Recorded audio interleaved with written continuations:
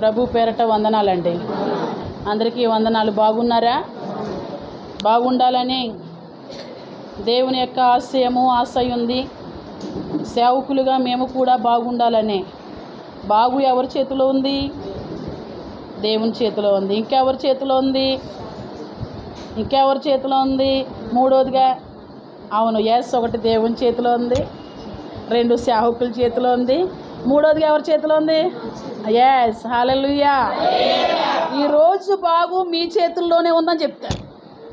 మీరు బాగుకి కారణముగా నేనున్నానా? బాగుకి పైకి చూడాలి.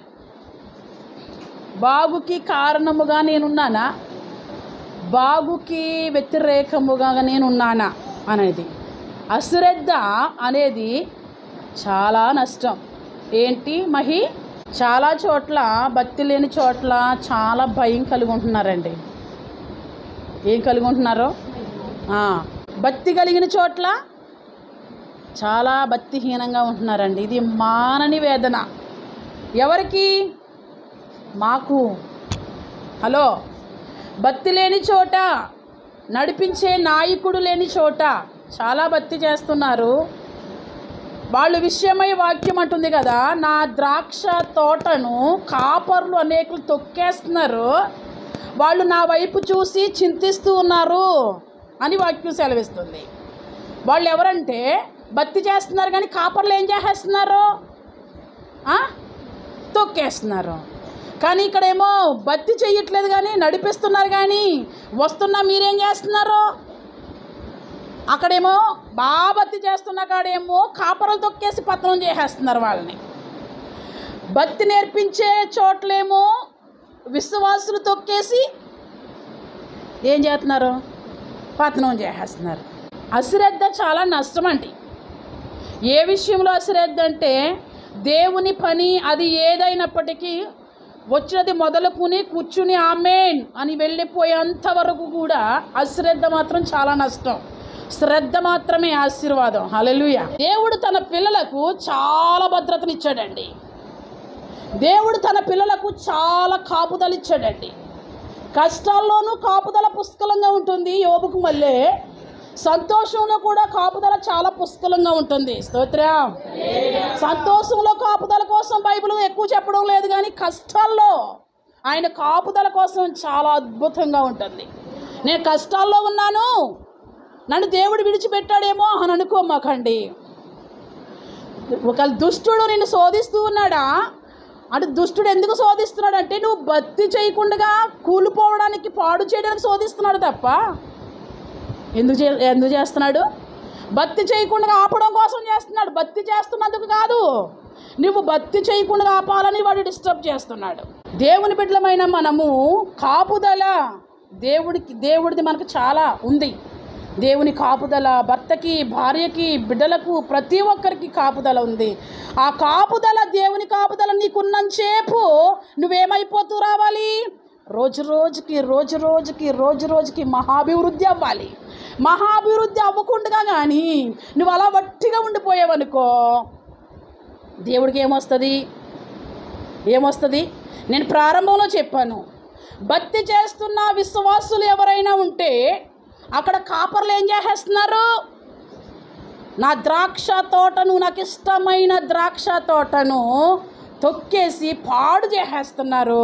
ఆ ద్రాక్ష తోట నా వైపు చూసి దిగులుగా చూస్తుంది. స్వామి ఏం చెయ్యు?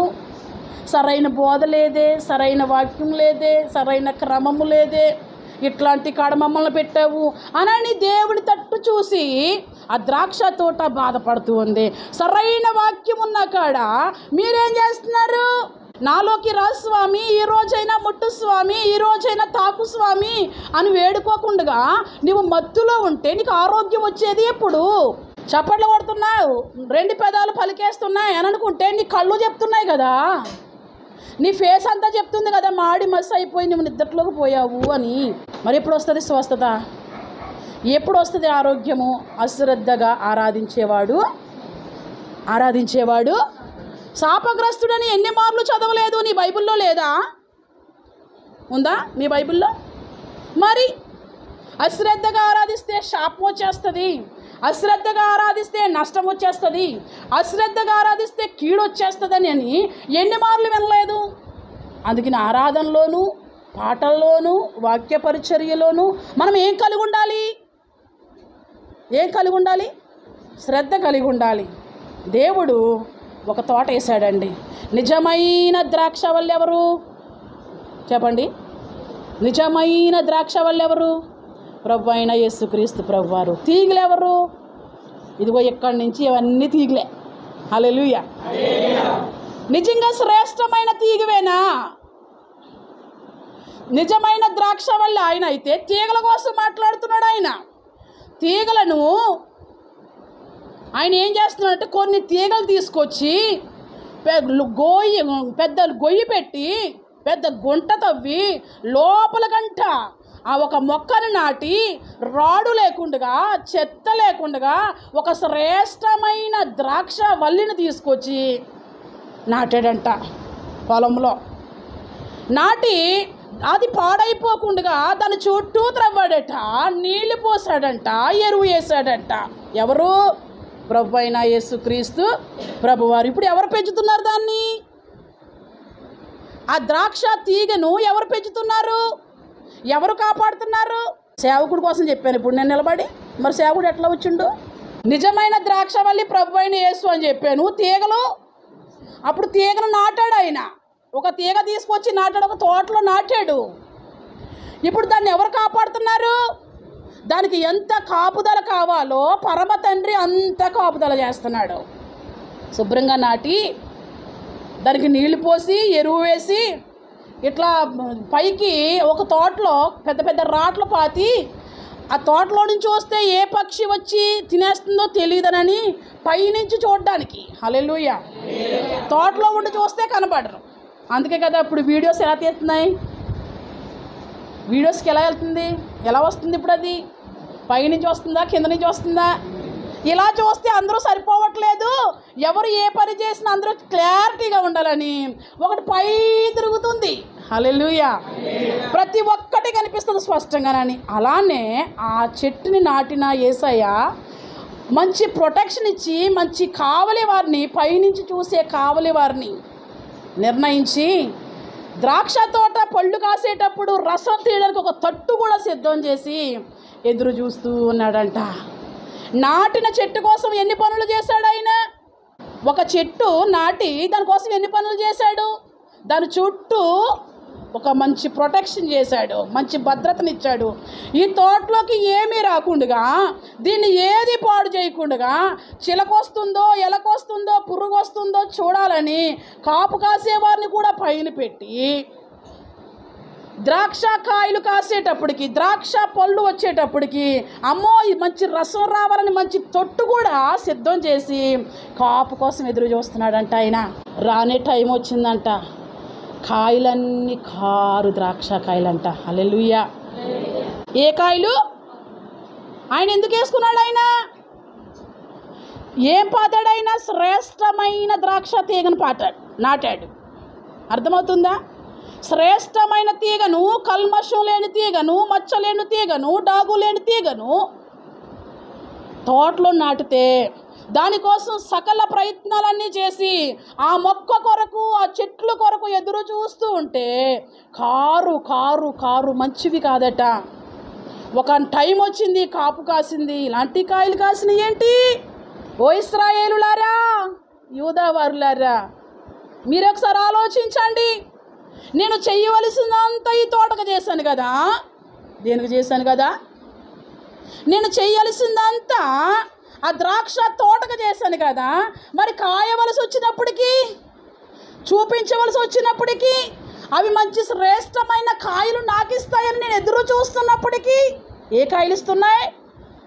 ఎందుకు కారు ద్రాక్షలు ఇస్తున్నాయి? ఇప్పుడు నేను ఈ తోటని ఏం చేయాలో మీరే చెప్పండి. హల్లెలూయా. ఎవరిని అడుగుతున్నాడు ఇప్పుడు? తన ప్రజల్ని అడుగుతున్నాడు, నాటిన ప్రజలను అడుగుతున్నాడు, నీరు పోసిన ప్రజలను అడుగుతున్నాడు, ఎదిగిన తరువాత అన్ని సిద్ధం చేసిన ప్రజలను అడుగుతున్నాడు. ఇప్పుడు ఈ మొక్కను నేనేం చేయాలి అని. అవి ఏం చెప్తాయి? ఆయన ప్రజలు ఏం చెప్తారు? నేను ఒకటి అనుకుంటే ఒకటి కాస్తుంది. అమ్మా, ఆ శ్రేష్టమైన ద్రాక్ష తీగలు ఎవరమ్మా? బైబిల్లో ఉన్న స్టోరీ అనుకుంటున్నారా? వాళ్ళకి ఏ గతి పట్టిందో చెప్తున్నాను.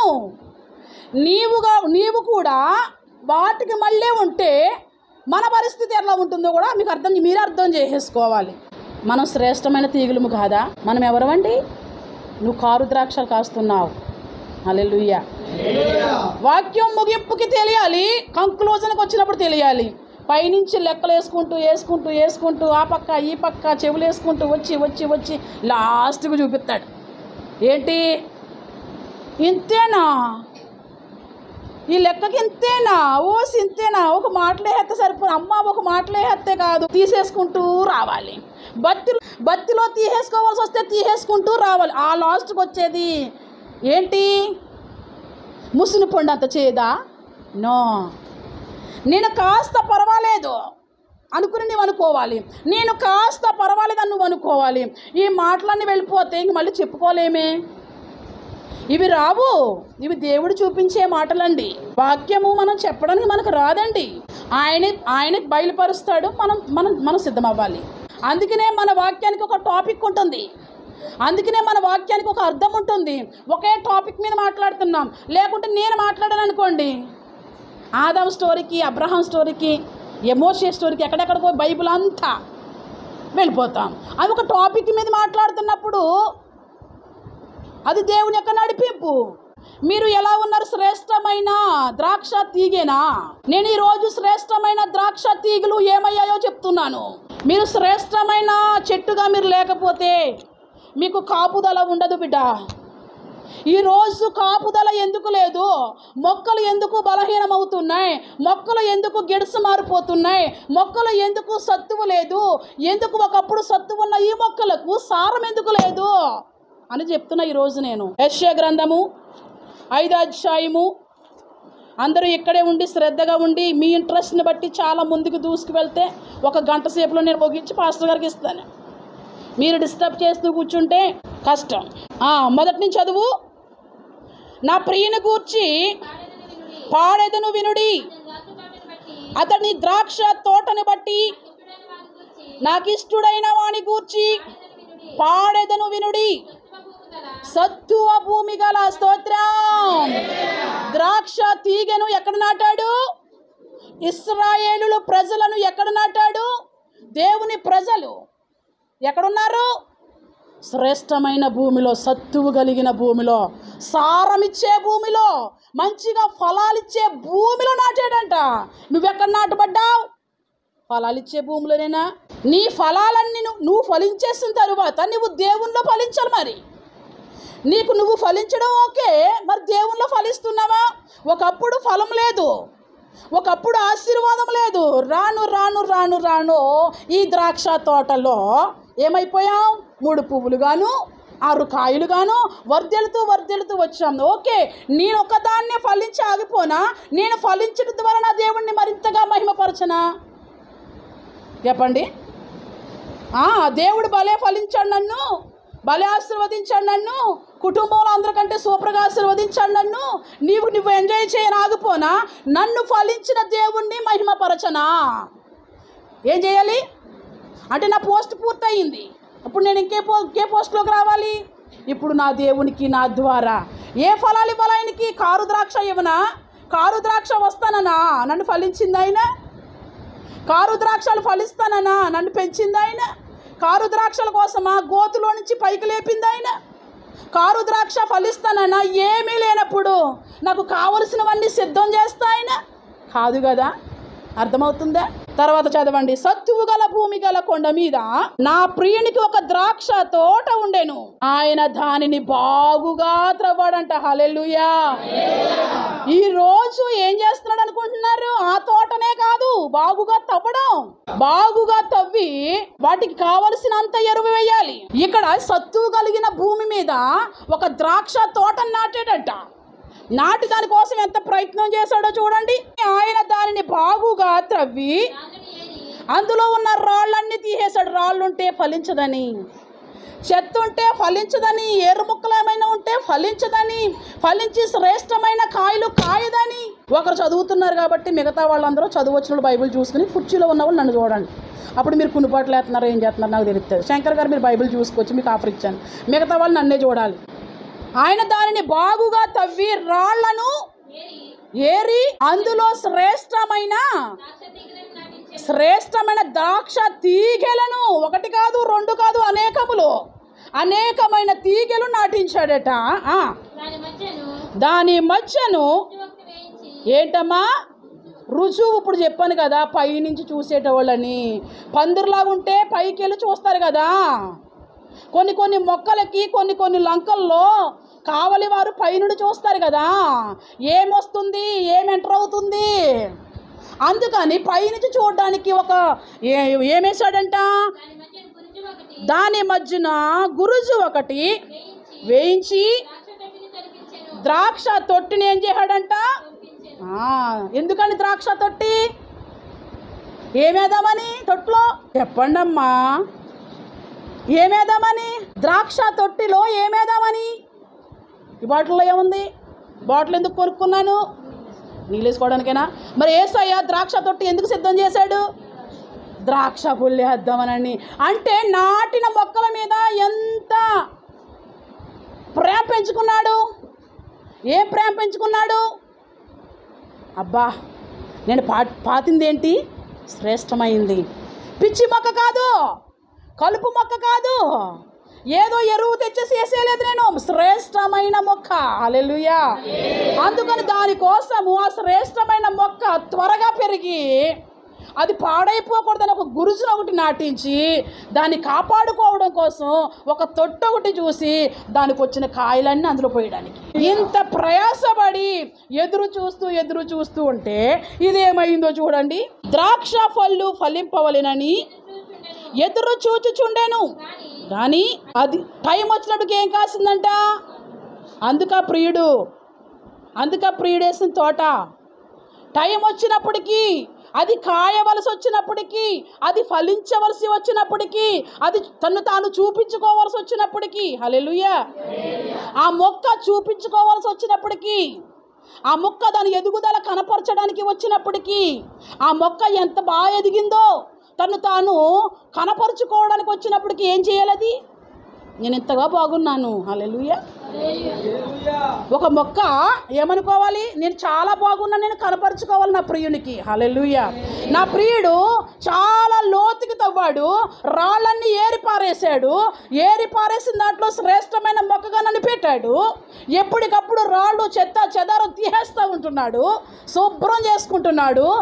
నా కోసం ఒక గురుజు ఒకటి కట్టాడు, నా కోసం ఒక తొట్టు కూడా సిద్ధం చేశాడు. ఇప్పుడు నేను నా ప్రియునికి, ఇప్పుడు నా యజమానికి నేను మంచి శ్రేష్టమైన రసాన్ని ఇవ్వాలని అనుకుంటే బాగుండు. ఆయన ఎదురు చూస్తూ ఉంటే కారు ద్రాక్షలు కాసాయట. అప్పుడు ఎలా ఉంటుంది ఆయనకి? గొయ్యి తవ్వింది కారు ద్రాక్షలు కాస్తావనా? ఆ నీలో ఉన్న చెత్త రాళ్ళు తీసేసింది పనికిరాని కాయలు కాస్తావనా? నీకు ఒక గురుజు కట్టించింది, నీకు కావలగా పెట్టించింది, నీకు ఒక తొట్టు కట్టించింది, రసం లేని ఒక దెయ్యం తొట్టు కాయలు కాస్తాయన్న. కొంత కొబ్బరి తోటలోకి వెళ్తే కొన్ని కాయలు పక్కన పడేస్తూ ఉంటారు. దెయ్యం తొట్టు వాళ్ళ దగ్గర ఉన్న భాషలే కదా, దెయ్యం తొట్టు అంటారు. మరి ఏంటో పాడైపోయింది, పుచ్చిపోయింది అంటే బాగుండు. మంచి కాయలన్నీ అక్కడ తీసుకెళ్ళిపోయి చెడ్డవి ఎక్కడ వదిలేస్తాడు? రేపుకమ్మా చెడ్డకాయలు ఎక్కడ పెడతాడు? ప్రార్థన టీంలోని ఒకటేనండి నేను, ఉదయం ప్రార్థనలో ఒకటేనండి నేను, సాయంకాల ప్రార్థనలో ఒకటేనండి నేను, శుక్రవారం ఒకటేనండి నేను, ఆదివారం కూడా అంతే. ఎక్కడ మారుతానండి? వద్దు, మారాలి. నువ్వు మారాలని గురుజు ఒకటి నాటించాడు. నువ్వు మారాలని చాలా శ్రేష్టమైన సంఘంలో నిన్ను నాటాడు. నువ్వు ఫలించాలని నీ కోసము, నీ నుంచి వచ్చే రసం కోసం ఒక తట్టు సిద్ధం చేశాడు, నీ ఆశీర్వాదం కోసం. హల్లెలూయా. నీ గంప నిండుగా ఉందా? నీ గంప నిండుతుందా? నీ తొట్టి, నీ కోసం సిద్ధపరిచిన తొట్టు నిండుతుందా? అదిగో పిల్లకేం అర్థమైందో నిండట్లేదు అనేసింది. హల్లెలూయా.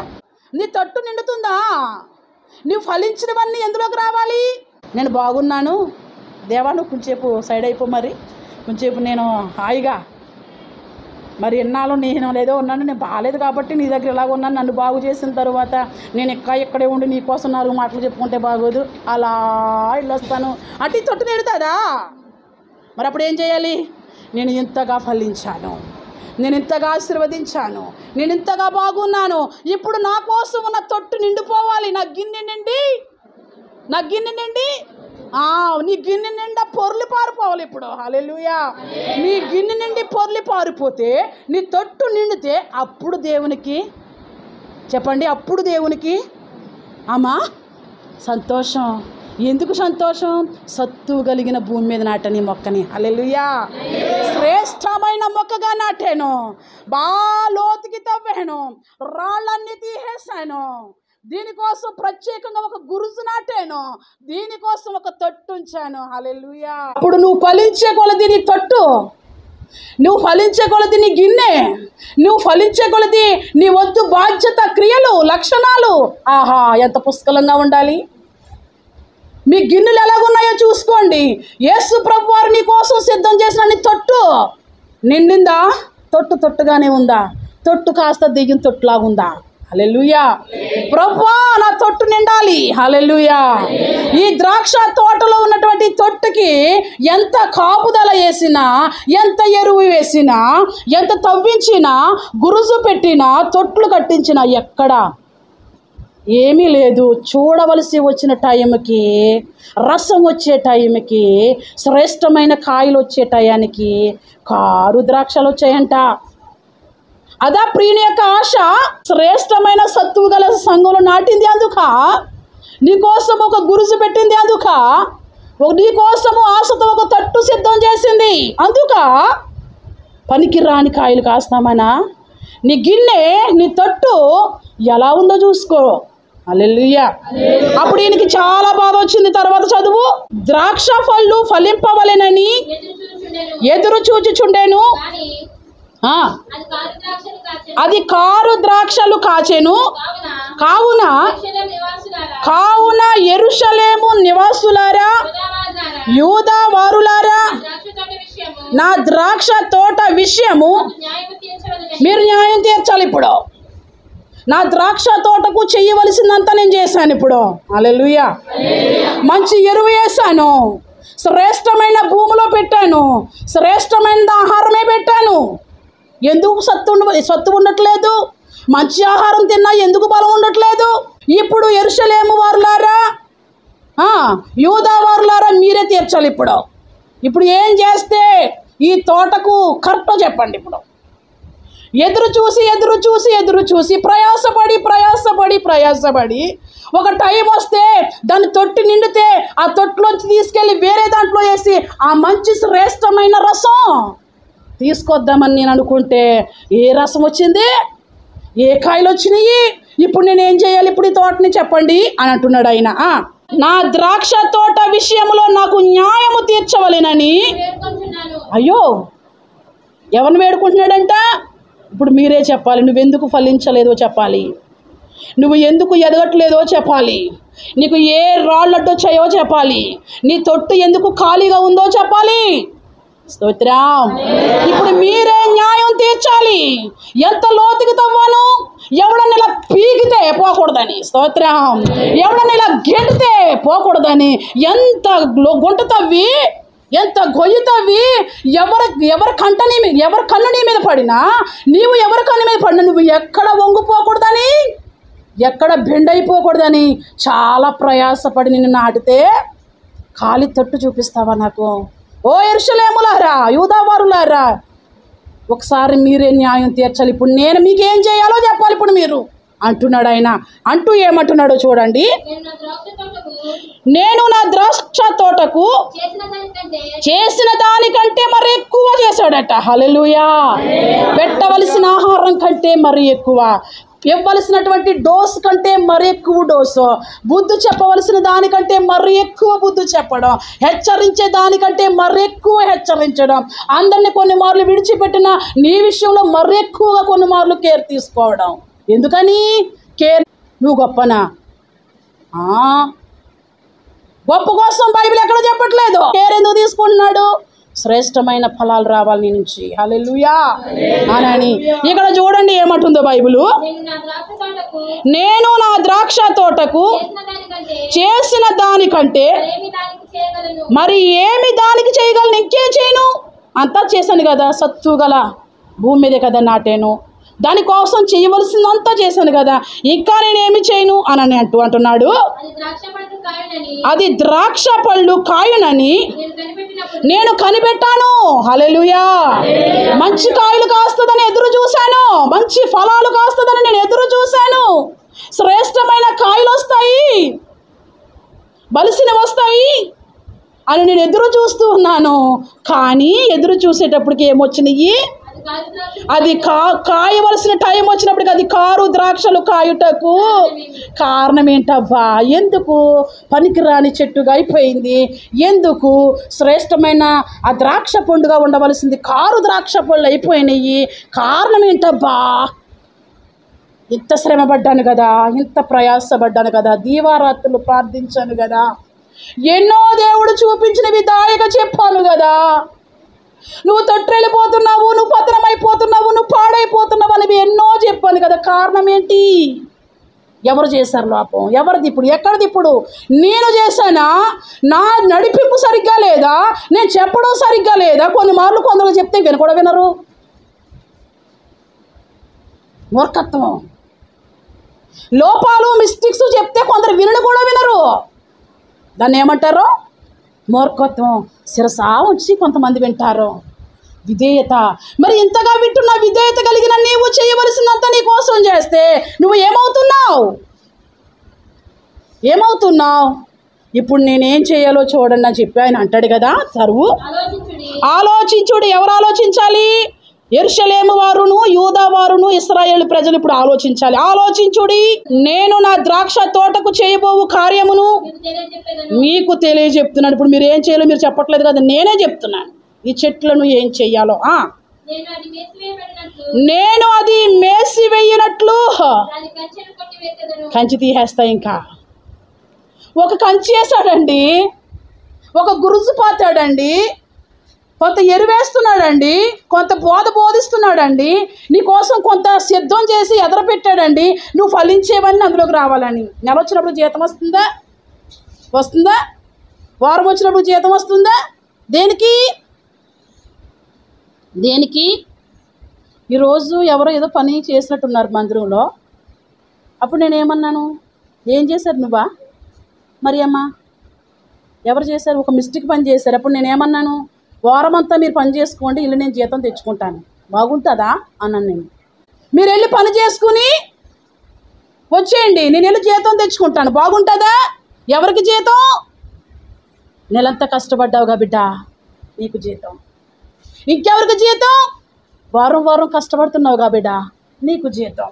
మరి కష్టపడలేని వాళ్ళకి జీతం లేదా? కష్టపడలేని వారి తొట్టు నిండదా అంటే నిండదు, వాళ్ళు సోమరులో. హల్లెలూయా. ఇప్పుడు నేనేం చేయాలి? ఇప్పుడు ఎంత ఎదురు చూసినటువంటి ద్రాక్ష తోటకి నేనేం చేయాలో తెలుసా? ఇప్పుడు నా కంచి తీసేస్తా. నా కాపుదల ఉండదిక, నా ఎరువు ఉండదిక, నా భద్రత ఉండదిక. అయ్యో ఎదురు చూస్తున్నాడు ఆయన. ఎదురు చూసి విడిచిపెట్టేస్తాను. ఏం చేస్తాను? ఈ ద్రాక్ష తోటను విడిచిపెట్టేస్తాను, ఈ ద్రాక్ష మొక్కను విడిచిపెట్టేస్తాను. ఎందుకు విడిచిపెట్టేస్తున్నావనంటే ఎదురు చూశాను. రేపని ఎల్లుండని వాయిదాలేసి ఎదురు చూస్తూ వచ్చాను. ఎక్కడ నీ తొట్టు? నీ పిండి పిసికే నీ తొట్టు, నువ్వు నీ నూనె బుడ్డే ఎక్కడ నిండినట్లుగా ఏమీ కనిపించలేదు. ఇంకా నా ద్రాక్ష తోట నేను ఏం చేస్తాను? ఇప్పుడు కంచి, చుట్టూ ఉన్న కంచి. ఏ దుష్టుడు నిన్ను ముట్టక, ఏ దుష్ట చూపు నీ మీదకి రాకుండగా, ఏ చీడ పురుగు, పసర పురుగు, ఏ మిడత, కొంగల పురుగులు నీ మీదకి, నీ ఇంటి మీదకి రాకుండగా ఆ ఉంచినటువంటి ఆ కాపుదల తీసేస్తాను. అప్పుడు ఏమైపోతాయి? అన్నీ ఎక్కడికి వచ్చేస్తాయి? ఇప్పుడు కంచేసామనుకోండి, అందులోకి వెళ్తాయా?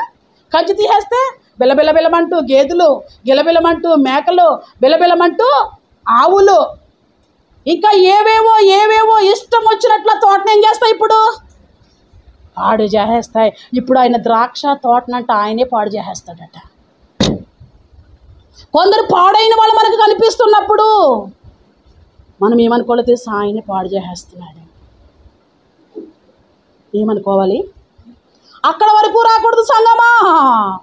ఆయన ఎదురు చూసి నీ విషయంలో నిరుత్సాహపడిపోయి ఈమెకున్న కంచి తీసేయాలి అనుకోకూడదు ఆయన. ఈ కుటుంబానికి ఉన్న కంచి తీసేయాలి అనుకోకూడదు ఆయన. నా ఎదురు చూపులు కాస్త కారు చూపులుగా మారిపోయినాయి, ఈ తొట్టు కాస్త నిండలేదు, దీన్ని తీసేయాలి ఆయన అనుకోవడానికి ఏమాత్రం వీరలేదు. ఆయన అంటున్నాడు కదా, చదువు బిడ్డ, నేను దాన్ని ఎవరు ముట్టకుండా తాకకుండా దానికి ఒక కంచి వేసాను, ఇప్పుడు ఆ కంచి తీసేస్తాను. అప్పుడు ఏమవుతుంది అది? దాని కంచెను కొట్టివేసేదను. ఒకటి, అది త్రొక్కబడినట్లు దాని గోడ కూల్చేస్తాను. ఇప్పుడు చుట్టూ గోడ కట్టి, ప్రహరీ గోడ కట్టి, ఎవడు ముట్టకుండగా, ఎవడు నీ వైపు చూడకుండగా మంచి కాపుదల పెట్టాడు. ఇప్పుడు ఏం చేసేస్తాడంట? కారు ద్రాక్షలు కాస్తున్నావుగా, ప్రయోజనం లేని ఫలం ఫలిస్తున్నావుగా, అందుకు నీ చుట్టూ ఉన్న గోడను తీసేస్తాడంట. అప్పుడు నువ్వేమైపోతున్నావు? తొక్కబడుతున్నావు. సమస్యలు, కష్టాలు, బాధలు, ఇబ్బందులు, వేదన, దుఃఖం, ఆనందం లేకపోవడం, నిద్ర లేకపోవడం, ఏం లేకపోవడం, ఏదో ఒక చింత, ఏదో ఒక బాధ, ఏదో ఒక వేన, ఏదో ఒక పెయిన్, ఒకదాని తర్వాత ఒకటి ఏమైపోతుంది? తొక్కబడుతుంది. హల్లెలూయా. ఎందుకు తొక్కబడుతుందంటే గోడలు తీసేసా. హల్లెలూయా. ఏం తీసేసాను? గేట్లు తీసేసాను. ఇంక అన్నీ కూలవడేసాను. ఇంకా ఎవరు పడితే వాళ్ళు వెళ్ళి చొరబడతారు ఇక దాని మీద. స్తోత్రం. ఎవరు పడితే దేనికి పడితే దానికి అధికారం ఇచ్చేస్తారు. ఇక నేను అది మంచిగా ఉండడానికి వీర్లేదు. ఇంకా అది కారు ద్రాక్ష కాసింది కాబట్టి అది తొక్కబడాలి. ఇప్పుడు వింటున్నారా యెరూషలేము వారులారా, యూదా వారులారా, వింటున్నారా? ఓ నా ప్రజలారా అంటున్నాడు ఆయన. తర్వాత ఏమంటున్నాడు చూడు, అది శుద్ధి చేయబడదు, రాళ్లతో పారతో త్రవ్వబడదు, దానిలో గచ్చపొదలను. ఏంటంటే ఇంకా అది శుద్ధి చేయబడదట. ఇప్పుడు నీకు శుద్ధి జరుగుతుంది. స్తోత్రం. వారికి శుద్ధి లేదు. హల్లెలూయా. వారికి శుభ్రం లేదు. ఇప్పుడు నీకేం జరుగుతుంది? అందరూ చెప్పండి. శుద్ధీకరణ జరుగుతుంది. ఏమని? ఆ ఇశ్రాయేలులకే కాపుదల లేకుండా తీసేశాడు. చాలా చక్కటి కాపుదలు ఇచ్చి వాళ్ళు ఫలించే వరకు ఎదురు చూసి ఫలించలేని తరువాత గోడలు తీసేశాడు. ఫలించలేని తరువాత ఆ కంచి తీసేశాడు. పారతో ఇంక దాన్ని ఏమాత్రం శుద్ధి చెయ్యడట. అమ్మో, నేను ఫలించకపోతే, నేను ఆత్మీయంగా ఉండకపోతే ఇప్పుడు సంఘము ఆ ఇశ్రాయేలుని చూసి, ఆ దేవుని ప్రజలను చూసి వాళ్ళు ఏమనుకున్నారు? ఇప్పుడు వాక్యం వింటున్నా నీవేమనుకోవాలి? ఇప్పుడు నేను ఫలించకపోతే నా కోసం కూడా ఒక గురుజునుంచాడు. ఎందుకు ఆ గురుజు? నా కోసం కూడా ఒక తొట్టుని సిద్ధం చేశాడు.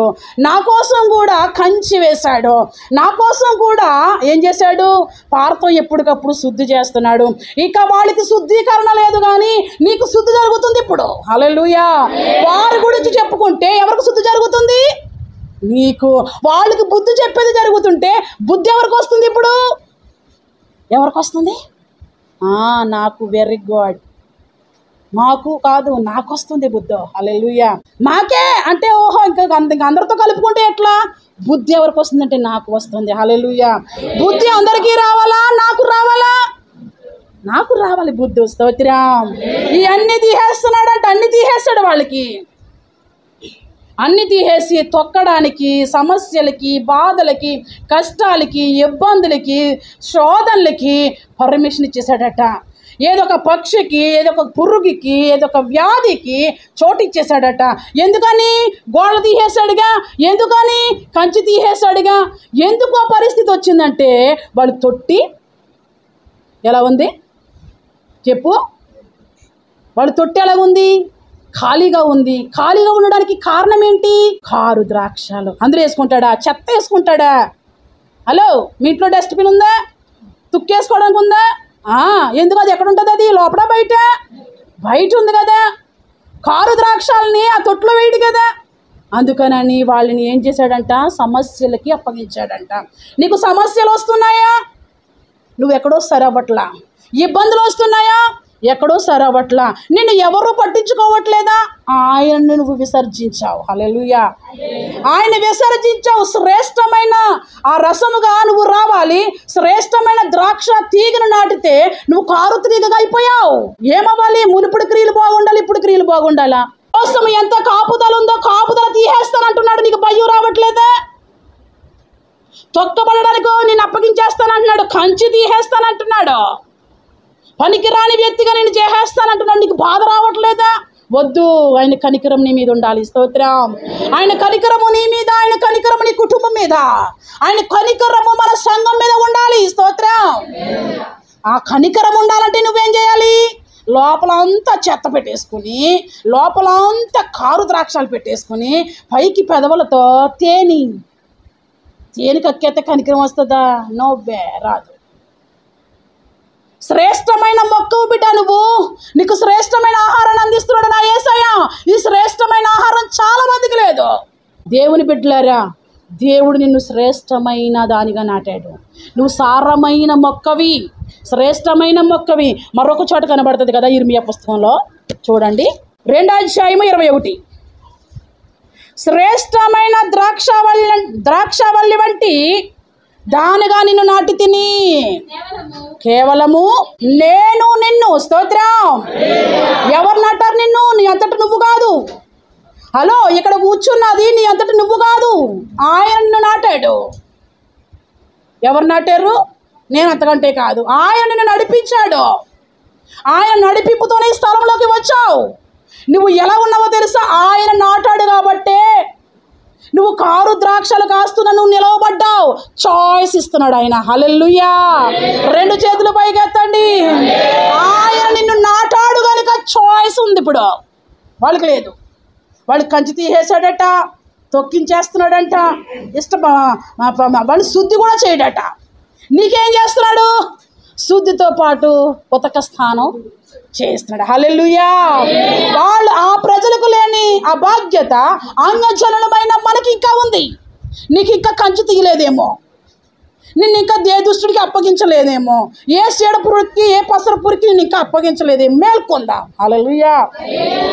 ఇక్కడ వాక్యము, శ్రేష్టమైన ద్రాక్షవల్లి వంటి దానిగా నేను నిన్ను నాటి తిని, కేవలము నిక్కమైన విత్తనము గల చెట్టు వంటి, నిక్కర్చు పవర్ చెట్టు వంటి, శ్రేష్టమైన చెట్టు వంటి దానిగా నేను నిన్ను వంటి దానిగా నిన్ను నాటి తిని, నాకు జాతిహీనపు కాయలు కాస్తావా? హల్లెలూయా. శ్రేష్టమైన ఆహారం తింటూ, శ్రేష్టమైన వాక్యం వింటూ జాతిహీనమైన కాయలు కాస్తావా? ఇప్పుడు నువ్వు ఎలా కాయాలి? ఇప్పుడు నీ స్వభావంతోనా ఆయన స్వభావంతోనా? ఆయన అంటున్నాడు, నిన్ను ఎట్లా నాటాను? జాతిహీనపు దానిగా ఉన్నావేంటి? నిన్ను నాటింది ఎలా నాటాను? నీకు ఏ ఆహారాన్ని ఇస్తున్నాను? ఎలా చుట్టూ త్రవ్వుతున్నాను? శ్రేష్టమైన ఆ వాక్యంతో నేను పెంచుతున్నానే. నువ్వు నిక్కర్చైన మొక్కగా ఉండనా మానేసి నా నామానికి అవమానం తెచ్చేదానిగా ఉంటావా? నా సంఘానికి అవమానం తెచ్చేదానిగా ఉంటావా? నాకు చెడ్డ పేరు తీసుకొచ్చేదానిగా ఉంటావా? నాకు జాతిహీనపు ద్రాక్షవల్లి వలె నీవెట్లు భ్రష్ట సంతానమైతివి. ఎందుకు ఇంత భ్రష్టతనం వచ్చేసింది? ఎందుకు భ్రష్ట సంతానం అయిపోయావు? ఎందుకు పనికి రాకుండా అయిపోయావు? నీ తీరేంటి? నీ బతి ఏంటి? ఏ స్థితి నుంచి ఏ స్థితిలోకి వచ్చి బతి చేసావు? ఏ గోతులో నుంచి ఏ ప్లేస్కి వచ్చి బతి చేసావు? ఏ హీనమైన బ్రతుకుతూ ఎలా నువ్వు రోజు రోజుకి ఎలా అభివృద్ధి అవుతూ వచ్చావు? ఈరోజు ఏంటి మరి? అందుక నేను పెంచుతా, అందుక నిన్ను నాటితా కాదు కదా అంటున్నాడు ఆయన. ఇంకా వాక్యం ఏమంటుందో తెలుసా? ద్వితీయోపదేశకాండము 20:33-32 చదవండి. ఇది మాటలు చెప్పి ముగిస్తా నేను. వారు ద్రాక్షవల్లి, సొదొమ ద్రాక్షవల్లి. హలో, కొన్ని మొక్కలు ఎలా ఉన్నాయంట? సొదొమను జ్ఞాపకం చేసుకోండి, చాలా మంది విన్నారుగా. వారు ద్రాక్షవల్లి, సొదొమ ద్రాక్షవల్లి. అది గొమోరా పొలములో పుట్టిందంట. సొదొమ గొమోరా ఎలా ఉండేది? బాగుందా సొదొమ గొమోరా? సొదొమ గొమోరా మీద దేవుని కనుదృష్టి ఉందా? సొదొమ గొమోరా మీద దేవుని కాపుదల ఉందా? దేవుని కాపుదల తీసేసి తొక్కడానికి అప్పగించాడా? ఏం చేశాడు? దేవుని కాపుదల తీసేసి దేనికి అప్పగించాడు? సొదొమ గొమోరాని కంచి తీసేశాడు. ఆ కంచి తీసేసిన కంచి ఉండగానే ఎవరిని సైడ్ వేసేశాడు? నిక్కర్చైన మొక్కని సైడ్ వేసేసాడు. ఎవరు నిక్కర్చైన మొక్క? అమ్మా చెప్పండి, ఎవరిని సైడ్ వేసేసాడు? ఆ సొదొమ గొమొర్రా కంచి తీయక ముందు ఏ నిక్కర్చైన మొక్కను తీసే సైడ్ వేసేసాడు? లోతు కుటుంబాన్ని సైడ్ వేసేసాడు. అప్పుడు సైడ్ వేసేసిన వెంటనే ఏం చేసేసాడు? కంచంతా తీసేశాడు, గోడలు కూలగొట్టేశాడు, ఇంకేం చేశాడు? ఎక్కడ శుద్ధి చేయలేదు ఇంక దాన్ని. అప్పుడు ఆజ్ఞాపించాడు. ఎవరికి? ఆదికాండంలో కనిపిస్తుంది కదా మనకి, 19:24 కనిపిస్తుంది. యెహోవా యొద్ద నుండి గంధకము, ఎక్కడి నుంచి? యెహోవా యొద్ద నుండి గంధకము, అగ్నియు ఆకాశము నుండి కురిపించి ఆ పట్టణం అంతా నాశనం చేసేసాడంట. దేని మీదకి? కొన్ని మొక్కలంట సొదొమలోంచి వచ్చినాయంట, కొన్ని ద్రాక్ష తీగలట గొమొర్రాలో నుంచి వచ్చినాయంట. అవి ఎలాంటి కాయలు కాస్తాయి ఇప్పుడు? ముందేమో కారు ద్రాక్ష, ఆ తర్వాత ఏమో జాతిహీనపు కాయలు. ఇక్కడికి వస్తే ఇదేం కాస్తుంది? సొదొమ గొమొర్రా లాంటి అందులో నుంచి వచ్చినటువంటి ఈ వ్యక్తులు ఏం కాయలు కాస్తున్నాయి? పిచ్చి మొక్కలు. హలో, నువ్వు సొదొమలో ఉంటే పిచ్చి ద్రాక్ష పళ్ళు. నువ్వు సొదొమలో లేవే, శ్రేష్టమైన ఆహారమే కదా. నువ్వు గొమొర్రాలో లేవే. హల్లెలూయా. ఇక్కడ వాక్యం అంటుంది, ఇంకా ఏమంటుందంటే, వారి ద్రాక్ష పళ్ళు పిచ్చి ద్రాక్ష పళ్ళు, వాటి గెలలు ఎలా ఉన్నాయంట? రెండవదిగా పిచ్చి ద్రాక్ష పళ్ళు చేదుగా ఉన్నాయంట. ఫలించవలసి వచ్చినప్పటికీ చేది, ఏమైనా ఒక పని చేయవలసి వచ్చినప్పటికీ చేది, రావలసి వచ్చినప్పటికీ చేది, ఇవ్వవలసి వచ్చినప్పటికీ చేది. పిచ్చి పళ్ళు. ఇంకేంటి? వాళ్ళు ఎలాగున్నాయంటే, వాళ్ళ గెలలు ఎలాగున్నాయంట? ఎందుకు? విస్తారంగా కాపుంది, విస్తారమైన అభివృద్ధి ఉంది, ధన సమృద్ధి ఉంది, ఆస్తి పాస్తులు ఉన్నాయి. ఏంటి ప్రయోజనం? చేదు చేదు, ముసిని పండు అంతా చేదు. ఆశీర్వాదం అంతా చేదేనా అంటదా? అంతా చేదే. గెలలు గెలలు కాస్తుంది, బహుగా విస్తరిస్తుంది, బహుగా ఫలిస్తుంది. కానీ ఎక్కడో